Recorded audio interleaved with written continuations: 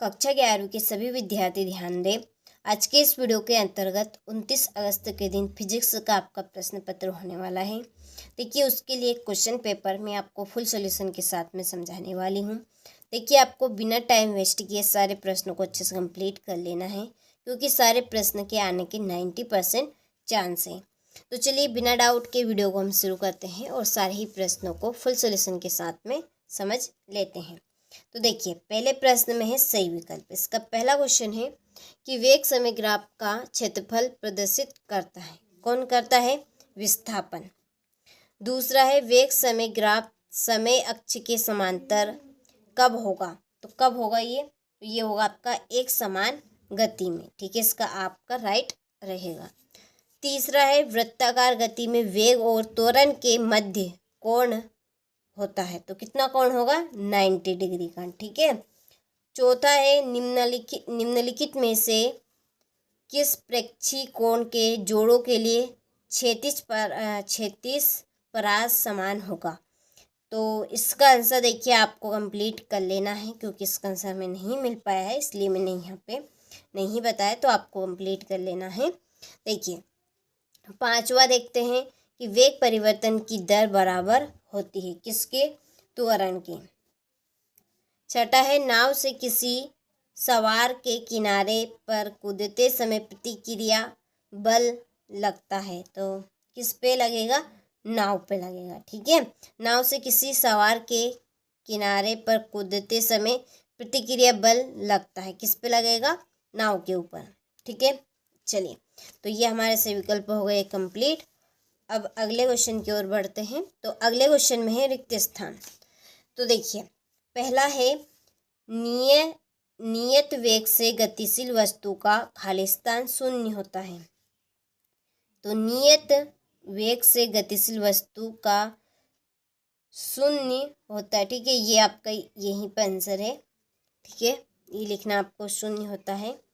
वे राशियाँ जिसमें परिमाण तथा दिशा दोनों होती है खालिस्तान राशियाँ कहलाती है। तो सदिश राशियाँ कहलाएगी। तीसरा है अधिकतम क्षैतिज परास प्राप्त करने के लिए प्रक्षेप कोण खालिस्तान होना चाहिए। तो कितना? 45 डिग्री का।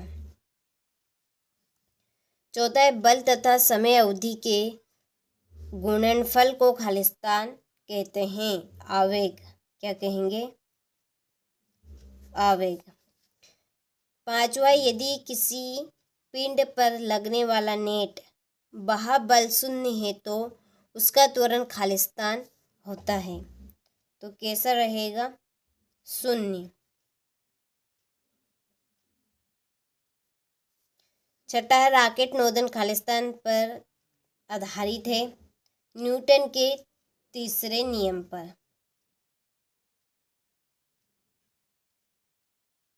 न्यूटन के गति के तीसरे नियम पर। ठीक है, ये आपका इसका आंसर है। ओके, चलिए आगे बढ़ते हैं। आगे आपकी जोड़ी। देखिए, जोड़ी यहाँ पे हमें पढ़ने में नहीं आएगी, तो मैं यहाँ पे आपके नंबर डाल देती हूँ, आप इनको अच्छे से कंप्लीट कर लीजिएगा। ठीक है, तो चलिए यहाँ पर मैंने जोड़ी के नंबर डाल ली है। तो ये आपकी पहली जोड़ी, ये दूसरी, ये तीसरी हो गई, उसके बाद में चौथी, पांचवी और ये आपकी छठी। ठीक है, चलिए, तो स्क्रीनशॉट आप ले लीजिए। इसके बाद में हमारा अगला प्रश्न, एक वाक्य में उत्तर। पहला है स्थिति समय ग्राफ की प्रवणता क्या व्यक्त करता है? तो ये इसका आंसर है आपका वेग। दूसरा है एकांक सदिश किसे कहते हैं? तो परिमाण एकांक को। परिमाण एकांक। तीसरा है दो सदिशों के बराबर कब कहा जा सकता है? तो जब परिमाण और दिशा दोनों समान हैं। जब परिमाण और दिशा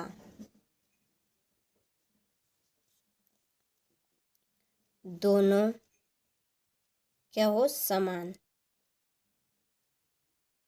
है।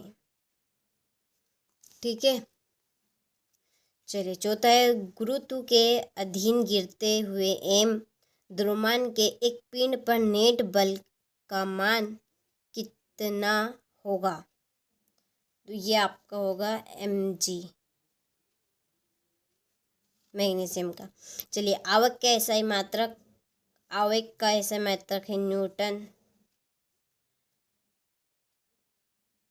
Minus second. ठीक है, चलिए उसके बाद में सत्य पहला है एक विमी गति में किसी कण की किसी क्षण चाल शून्य होने पर भी उसका त्वरण अशून्य हो सकता है। तो ये बिल्कुल सत्य है। दूसरा है किसी सदिश का प्रत्येक घटक सदैव अदिश होता है। यह सत्य है। तीसरा है किसी क्षण द्वारा चली गई पथ की कुल लंबाई सदैव विस्थापन सदिश के परिणाम के बराबर होती है। तो ये आपका सत्य है। चौथा है प्रकृति में प्रत्येक बल के लिए किसी बंद रूप में किसी पिंड की गति में किया गया कार्य शून्य होता है। तो यह आपका सत्य है। पांचवा किसी प्रत्यास्थ संगठन में किसी निकाय की अंतिम गतिज ऊर्जा आरंभिक गतिज ऊर्जा से हमेशा कम होती है। तो यह आपका सत्य है। ठीक है, चलिए फिर मूल राशियाँ किन्हें कहते हैं, उदाहरण लिखिए। विमी विश्लेषण की सीमाएं बताइए। यहाँ से ये आपका क्वेश्चन नंबर 8 है। फिर 9वां क्वेश्चन है सदिशों के योग संबंधी त्रिभुज नियम। ये आपका 10वां क्वेश्चन। ये आपका 11वां है एक न्यूटन बल को परिभाषित कीजिए। फिर इसके बाद में है लंबी कूद में खिलाड़ी कुछ दूरी से दौड़कर आते हैं ताकि वे अधिक दूरी तक कूद सके। इसमें गति के किस नियम का उपयोग किया जाता है। कार्य ऊर्जा प्रमेय लिखिए। ठीक है, ये आपका 14वां क्वेश्चन 15वां। यहाँ से आप स्क्रीनशॉट ले लीजिए और देखिए सारे प्रश्न इम्पोर्टेंट है, अच्छे से आप इनको कंप्लीट करें। पूरे चांस है आने के आपकी परीक्षा में। तो ये आपका 19वां और लास्ट है आपका 20वां। आपने सारे क्वेश्चनों का अच्छे से स्क्रीनशॉट ले लिया होगा। अच्छे से आप इनको कंप्लीट करें ताकि आप अच्छे से अच्छे अंक ला सकें। चलिए तो मिलते हैं आपसे अगले वीडियो में।